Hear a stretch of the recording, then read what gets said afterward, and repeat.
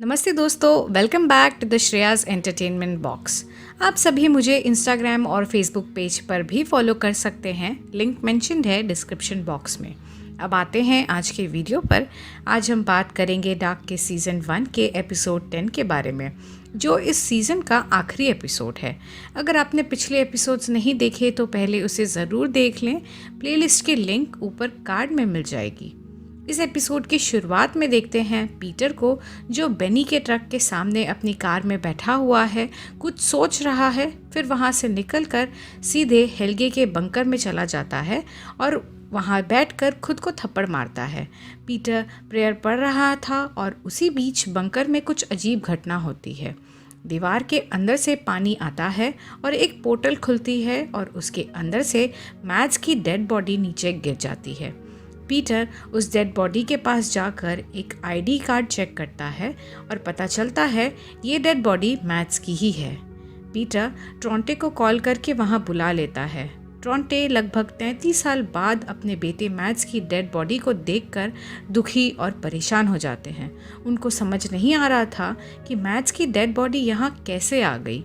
कुछ ही देर में क्लॉडिया वहाँ आ जाती है, जो उसका ओल्ड वर्जन है। वो कहती है, मैं सब कुछ बताऊंगी, मगर पहले इस लाश को वहाँ ले जाना होगा जहाँ उसे होना चाहिए था। शार्लेट ओल्ड एज होम जाती है और डॉक्टर उसे बताती है पिछली रात से हेल्गे गायब है और ये भी पता चलता है कि उल्रिक हेल्गे से मिलने आया था और उसे लग रहा था कि बच्चों के गायब होने के केस में हेल्गे का ही हाथ है।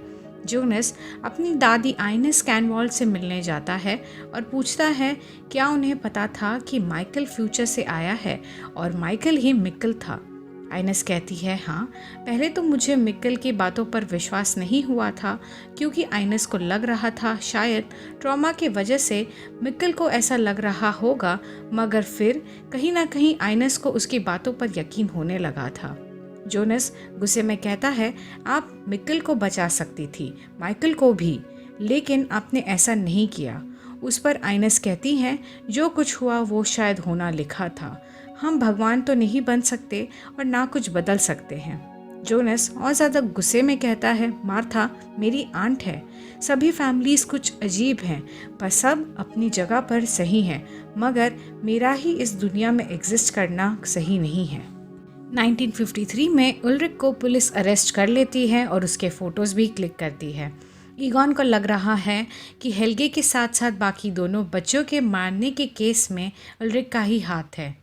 उल्रिक ईगॉन से उसका नाम पूछता है और हंसने लगता है, क्योंकि ये वही ईगॉन है जिसकी उल्रिक से कभी बनती नहीं थी 1986 में, और उल्रिक को जेल में बंद कर दिया जाता है। जोनस स्कूल जाता है जहां बार्थोस उसका इंतज़ार कर रहा था। बार्थोस काफ़ी गुस्से में था और कहता है, हम थर्सडे को मिलने वाले थे मगर तुम नहीं आए। तुम मार्था के साथ थे और तुमने मुझे झूठ बोला, और उन दोनों के बीच हाथापाई हो जाती है। तब मार्था आके उन दोनों को रोकती है। 1986 में अजनबी एच.जी. थैनोस के पास जाता है और पूछता है टाइम मशीन ठीक हुई या नहीं। थैनोस कहते हैं नहीं, क्योंकि ये दोनों मशीन्स अलग अलग समय के हैं, एक फ्यूचर का एक पास्ट का। थैनोस कहते हैं उन्होंने उल्रिक के फ़ोन को भी इस्तेमाल किया था, जिसकी वजह से टाइम मशीन का एक हिस्सा रिस्पॉन्ड करता है और एक दूसरा हिस्से के बारे में बताते हैं जिसके बारे में थैनोस को भी नहीं पता था।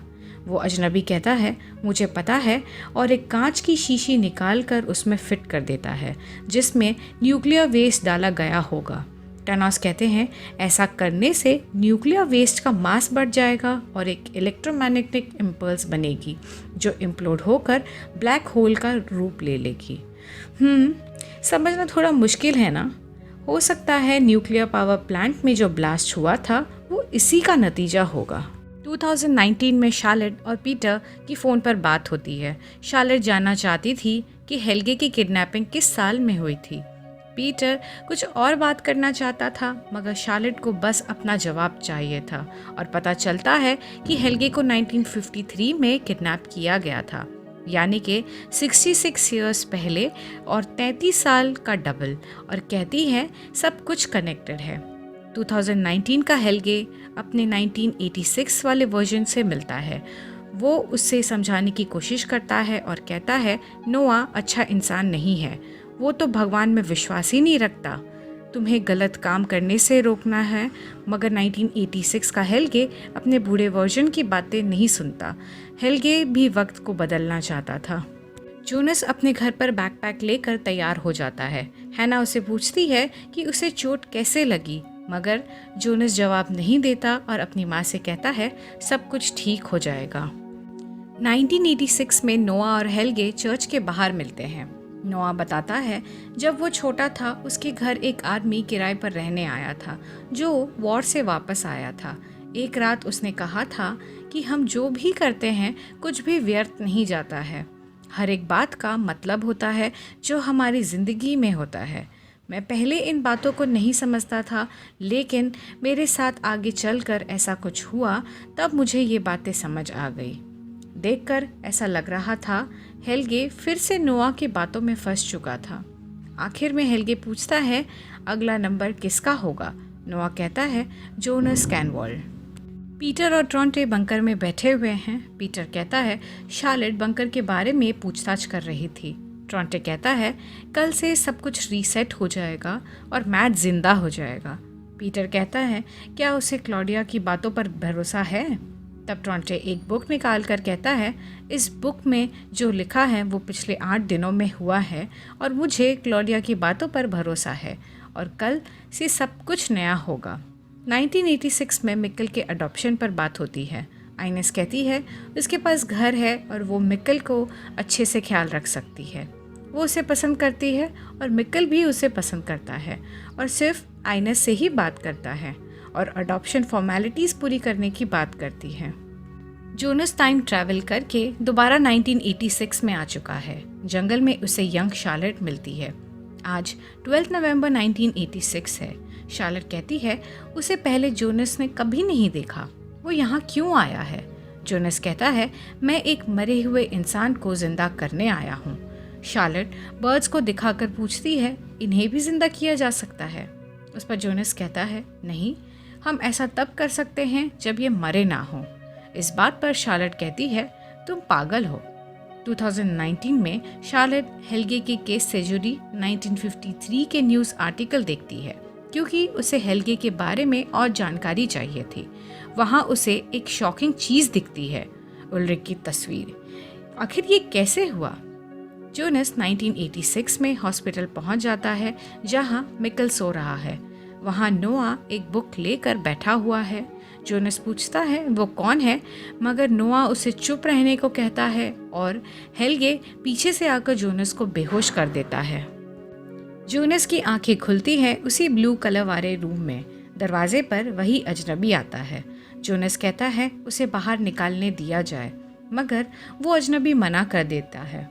अजनबी रूम में मौजूद उस टाइम मशीन की तरफ इशारा करता है जो सबसे पहला टाइम मशीन है और कहता है इसी रूम के नीचे गुफा का एक हिस्सा एक पैसेज है जिसके खुलने पर एनर्जी इस रूम तक आती है। अब हमने एक राज की बात पता चलती है। अजनबी कहता है मैं तुम हूँ, यानी कि जोनस कैनवॉल। यंग जोनस को कुछ समझ नहीं आ रहा था। अजनबी जोनस कहता है जो चीज़ें तुम आज महसूस कर रहे हो मैं पहले कर चुका हूँ। जो चीज़ें तुम्हारे साथ हो रही है मेरे साथ हो चुकी है। यंग जोनस कहता है उसे वहाँ से बाहर निकाला जाए, वो पास्ट को बदल सकता है। मगर अजनबी जोनस कहता है नहीं, ऐसा नहीं हो सकता, क्योंकि ऐसा कर दिया तो मैं वो कभी नहीं बन पाऊँगा जो मैं आज हूँ।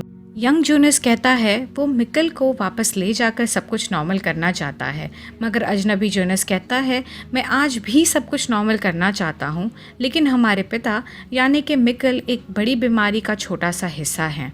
मैंने ऐसी चीज़ें देखी हैं जो मैं कभी नहीं चाहता कोई भी देखे। और ये कहकर यंग जोनस को वहीं छोड़कर चला जाता है। 1986 में यंग हेल्गे का एक कार से एक्सीडेंट हो जाता है। एक्सीडेंट करने वाला कोई और नहीं, बूढ़ा हेल्गे ही था। शायद उसे लग रहा था ऐसा करने से वो वक्त बदल सकता है, जो गलत काम उसने किए वो सुधारा जा सकता है। नोआ बार्टोस से मिलता है और कहता है जोनस समझ रहा है कि वो ब्लैक होल को डिस्ट्रॉय कर देगा, ख़त्म कर देगा, मगर उसी के वजह से ये ब्लैक होल बनेगा। क्लॉडिया ने उसे झूठ कहा था और क्लॉडिया पर भरोसा मत करना। इस दुनिया में दो चीज़ें हैं, लाइट और शैडो, और क्लॉडिया शैडो की तरफ है और बाकी हम सब लाइट की तरफ। बेसिकली नोआ ने बार्टोस का पूरी तरह से ब्रेन वॉश कर दिया था। दूसरी तरफ अजनबी जोनस गुफा के अंदर पहुंच चुका है और एक जगह पर टाइम मशीन को रख कर चालू कर देता है। वो अभी भी अपने पिता को हेलुसिनेट करता है जो टार में लथपथ हैं। बैकग्राउंड में एक अच्छा सा गाना बज रहा है और हमें दिखाया जाता है आइनेस को, जिसने मिक्कल को अडॉप्ट कर लिया है और अपने घर ले आई हैं। शार्लेट पीटर से मिलने बंकर पहुंच चुकी है। कैथरीना उल्रिक को कॉल कर रही है, मगर उल्रिक 1953 में जेल के अंदर बंद है। विंडन शहर में लाइट जलने बुझने लगी है और हम तीनों टाइमलाइंस को देख रहे हैं। डोरिस और एग्नेस को भी देखते हैं, जिनकी अच्छी दोस्ती हो चुकी है। रेजिना और अलेक्जेंडर रास्ते में हैं और उसी तरह से लाइट जल बुझ रही है। दोनों कार से बाहर आते हैं और देखते हैं आसमान में एक ब्लैक होल बन रहा है। विंडन के जंगल में एक जगह बूढ़ी क्लॉडिया खड़ी है जहां स्नो या ऐश हवा में उड़ रहा है। गुफा में अजनबी जोनस देखता है टाइम मशीन के ऊपर एक ब्लैक होल बन रहा है। अब हम जोनस को देखते हैं जो ब्लू कलर वाले रूम में हैं और दीवार पर एक ब्लैक होल या पोर्टल बनता है जहां 1953 का यंग हेल्गे दिखता है। दोनों एक दूसरे की उंगलियों को द्वारा टच करते हैं और हेल्गे 1953 से 1986 में आ जाता है और जोनस कहीं आगे किसी और टाइमलाइन में चला जाता है। कौन सा टाइमलाइन, ये आपको आगे के एपिसोड्स या सीज़न में पता चल जाएगा। अब बंकर के एक दूसरे वर्जन को देखते हैं जहां जोनस है। वहां गन्स और एक्सप्लोजिव्स हैं और दीवार पर कई सारे कैरेक्टर्स की तस्वीरें हैं। जोनस बाहर आता है और देखता है ये जगह शायद वॉर जोन है। एक बोर्ड पर रेडिएशन वार्निंग साइन भी है। फिर ट्रक में ढेर सारे लोग आते हैं। जोनस पूछता है ये कौन सा साल है। एक लड़की उसे गन से मारते हुए कहती है वेलकम टू द फ्यूचर, और आसमान में एक प्लेन उड़ते हुए नज़र आता है जो काफ़ी एडवांस या फ्यूचरिस्टिक लग रहा था। और इसी के साथ ख़त्म हो जाता है आज का ये एपिसोड और सीज़न। तो दोस्तों, thanks for watching my video. हम जल्द मिलेंगे सीरीज़ के अगले सीज़न के साथ। तब तक के लिए stay tuned and please don't forget to like, subscribe and share.